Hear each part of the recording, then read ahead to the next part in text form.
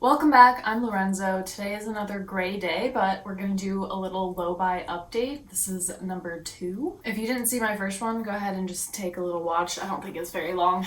Quick recap, I'm doing a low-buy in 2025. For me, that is pretty much centered on my wardrobe, as that tends to be the thing that I spend the most in. So I'm allowed to thrift one item each month. They do roll over, so if I don't thrift something in February, then I can thrift 2 things in March. I'm only allowing myself to buy 5 new items and 5 jewelry pieces. So those were my rules. I am filming this in March, but I think you're gonna be seeing it in April. And prior to March happening, I hadn't purchased any thrifted items, any new items, or any jewelry items. So did 2 months of a no buy essentially. I did try to go thrifting in person. I didn't go at all in February. I was traveling, so there just wasn't a ton of opportunities anyway. And in March, I did go thrifting once, I think, and just didn't find anything. However, I did purchase items on ThredUp. So I purchased a black vest from Reformation. It's a Tencel fabric.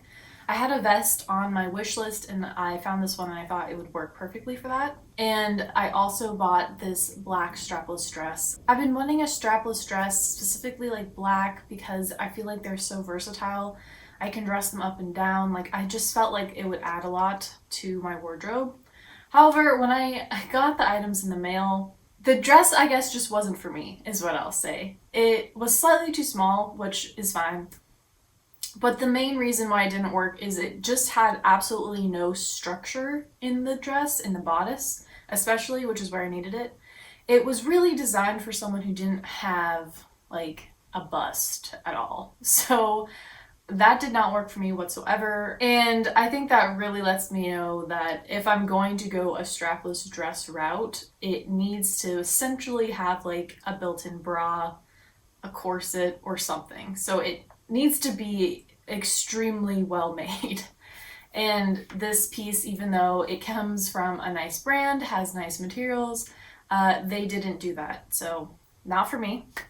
And the vest that I thought was really gonna work for me, I determined, for one, it was too big, and I thought, oh, maybe I can just take it to myself. Like, mostly it was in the bust area, so the opposite problem as the dress, but I thought I could take it in on the sides to make it work. However, I just ultimately was like, this is too formal. Like, I have to keep reminding myself that I no longer need like very formal items. I don't really have to go to an office that much. And anyway, I couldn't really think of me wearing that vest to the office. So for me, that was like a no. And I'm like, the only times I would really wear it is if I was like going out to dinner or like going out in some capacity where I want to dress up a little bit, and I already have pieces for that, so I don't want it to be relegated to that category. That was a long explanation to say that that vest was just too formal for my current lifestyle. And also, I don't especially look good in black, so I returned both of those pieces for credit on ThredUp and ended up getting 2 items in their place, which I think are going to work a lot better.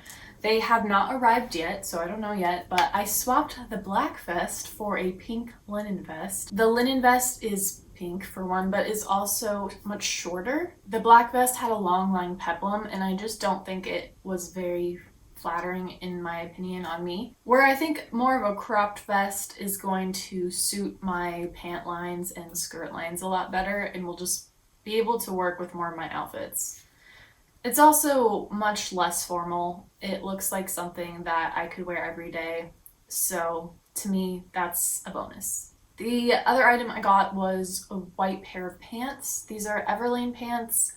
And I only mention that because a lot of my other pants that I really like my trousers, are from Everlane, and this is a very similar style, but a tapered leg, and it's cropped. I've been looking for a pair of white pants, white jeans or white pants that could bridge the gap between like a casual but also could be dressed up formally. I have a pair of cream jeans that I really like, and I have a pair of white linen pants that have an elastic waist. Both are quite casual, so I wouldn't wear either of those to like a nice occasion or to work, something like that.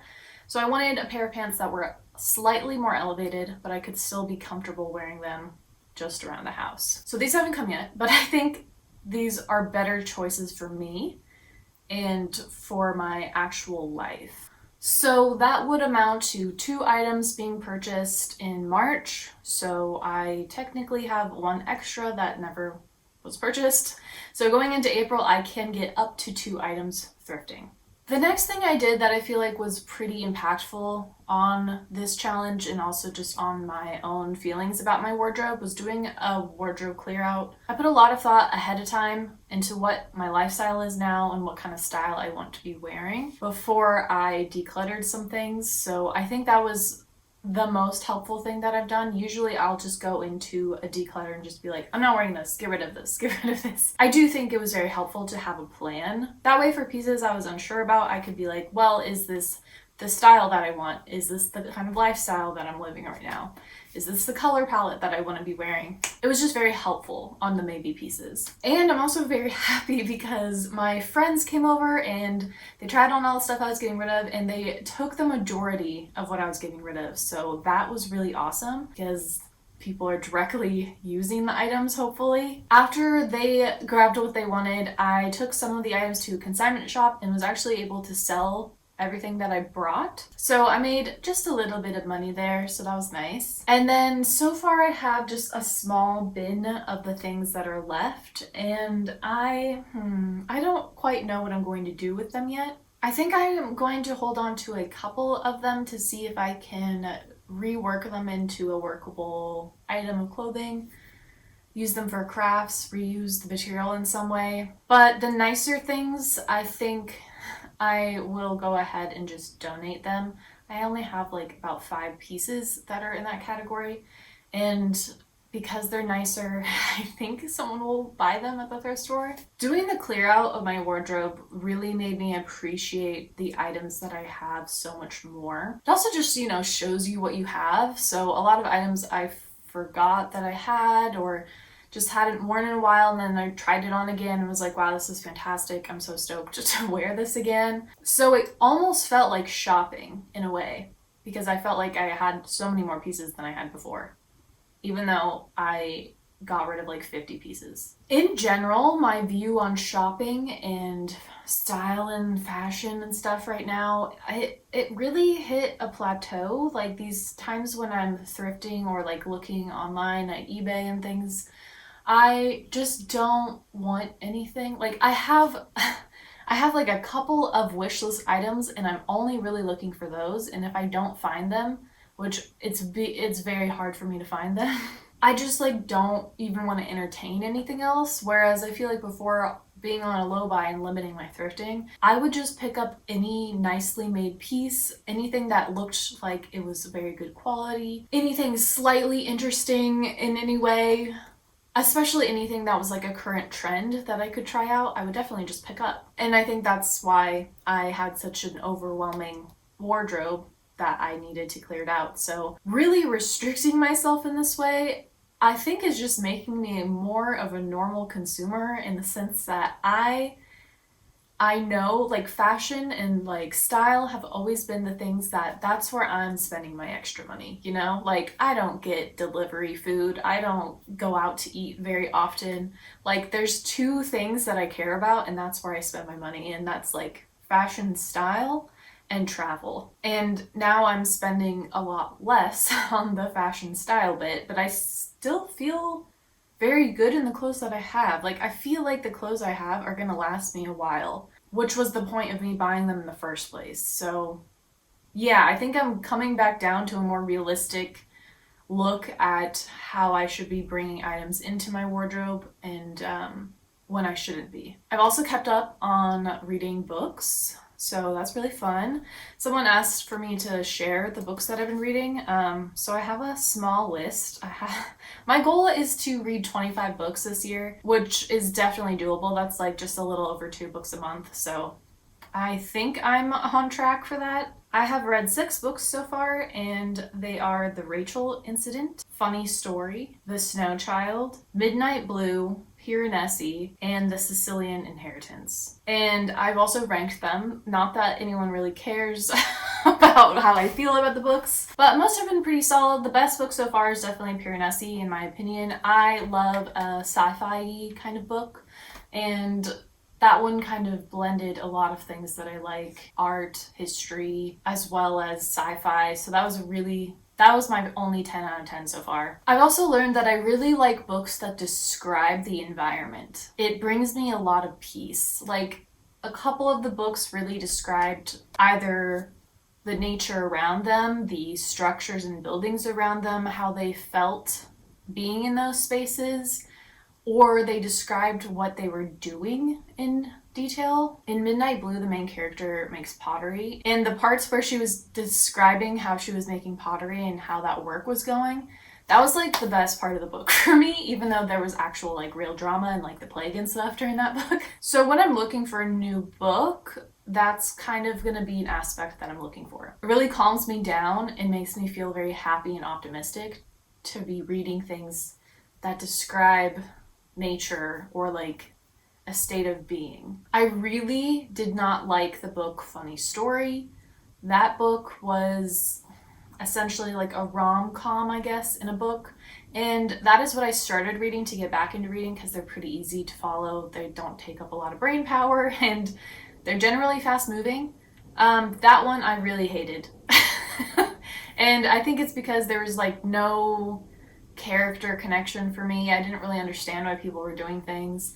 And no offense against the author, I'm sure other people really enjoyed that book, but that was not for me. I think I need more going on than just a kind of forced romance kind of thing. That's why I've generally liked historical fiction a lot, is because generally there's a romance in there, but there's also like political things going on. There's also like the description of scenery, just things that I really like to read. Okay, moving forward, I have a couple questions for myself, I guess, about the Low Buy Challenge. I have thoughts on accessories. I didn't consider them when I gave myself some rules. Accessories are not in there at all, but I've been considering getting something like a scarf, and I don't know if that counts as a new item or not. So yeah, because I said clothing items, and to me accessories like scarves or like hair items, things like that,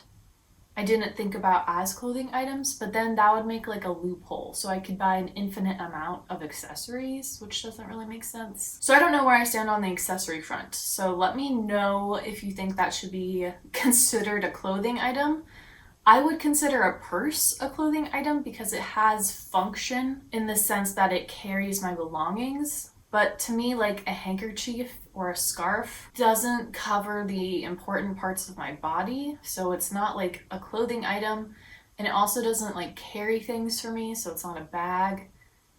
So I guess I just don't know where that stands. So I'm gonna have to think about that. I'm not gonna buy any until I figure out how I feel about that. And then I also really want to go through my jewelry to see if I can get rid of anything. The problem is my jewelry isn't like super valuable, right? Like I have a couple of valuable pieces, either in money or in my own given value to them, but most of them are like sterling silver jewelry. So not really expensive, but in terms of like selling them isn't going to be a thing, and I don't think a lot of my friends are going to want those pieces because they have more sensitive skin, so they need more like gold. So we'll see how that goes. I think going through my jewelry is going to really tell me what I want to wear more and what I don't want to wear. And in terms of like other hobbies that I've been trying to do to kind of replace my need for shopping, I have been working out more than I have been. I really just want to be strong. I feel like my body has less pain when I'm working out more consistently, and I'm good about stretching and things like that. So I'm trying to do more regular exercise than just like 3 times a week. I'm trying to do more like 5, but I also don't want to hold myself to like very strict rules. So we'll see. This week I did 5 times and I felt really good. So I might try to do that this next week as well. I've been trying to do more like sketching, and I think today I might do some painting. It's hard when the light is really bad. So it's like very gray and dark today, so it doesn't really make me want to draw or sketch. but I think I'll just do it anyway, just to practice putting colors together. Oh, that's the other thing. I think a lot of my love of style and fashion and things like that comes from loving colors and putting different colors together. So I think I should just be painting those colors together. I didn't do this in the past because I felt like I had to have a real composition, like a landscape or like people, figures, whatever. Like I didn't feel like I could just put colors side by side because I liked the way they looked together. I felt that that would have no value. But I don't care anymore because I have art supplies. I should just use them and mix the colors together that I like instead of trying to buy clothing items that are those colors so I can put them on my body. I should be just painting more. So that's something as well. I think that about wraps up everything that I'm feeling right now on my low buy, my progress. I've been doing well with it. There are days when I just really am mad and just want to be able to buy something new. And I'm mad that I'm doing a challenge because I'm like, well, I don't want this to count towards it because it's not like, it doesn't seem like that grand of an item, but I also just want the item. And then I just get over it and then I don't want the item anymore. So having those rules is helping me a lot with impulse buying. So far so good. We'll see how it goes in the spring because I feel like spring is when I tend to buy things. Let me know if you're doing a low buy or no buy and how that's going for you in the comments. Would love to hear. Let's just like chat about what's working for us, what's not working for us. If you like this video, please like and subscribe. I make videos every week about fashion, style, thrifting, also the low buy content I will occasionally do. Right now I feel like I'm really reflecting on the things that I have and then reassessing what it is that I want on my wish list, things that I will actually buy. So that's probably where I'm at for the next couple videos. I hope you all have a fabulous day and I'll see you next week with another video. Tschüss!